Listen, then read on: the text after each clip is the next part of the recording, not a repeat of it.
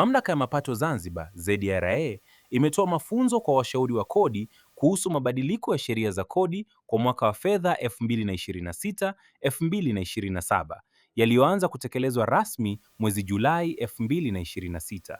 Akitoa mafunzo hayo, Mkuu wa Kitengo cha Habari, Uhusiano na Huduma kwa Wateja ZRA alieleza umuhimu wa washauri wa kodi kuyafahamu vizuri mabadiliko hayo ili waweze kutoa ushauri sahihi kwa walipa kodi na kusaidia kuongeza uelewa katika utekelezaji wa sheria za kodi.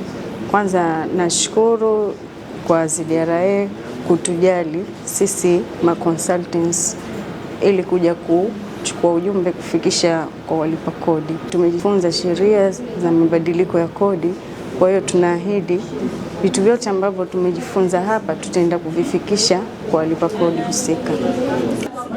Lakini pia tumeona sheria hizi zimegusa moja kwa moja wananchi wa kati na wa chini, kwa sababu 25% ya kodi kwenye stamp hususan kwenye madaladala imepungua.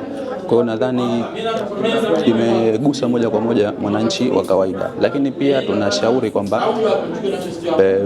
mafunzo kama haya yafanyike mara kwa mara ili kutufanya sisi tuwe more competent, kwa sababu kama sisi ndio tunaenda kumconsult yule mteja kwa ajili ya kupata kodi nyingi zaidi katika nchi. Wito wangu kwa ZRA na taasisi zote kwa ujumla ni kwamba haya mabadiliko yanapotokea, tungependa pia na sisi tunapewa muda kutoa ushauri pia sisi kama washauri wa kodi, kutoa ushauri kwa ZRA kabla haya mabadiliko hayajaletwa kwetu.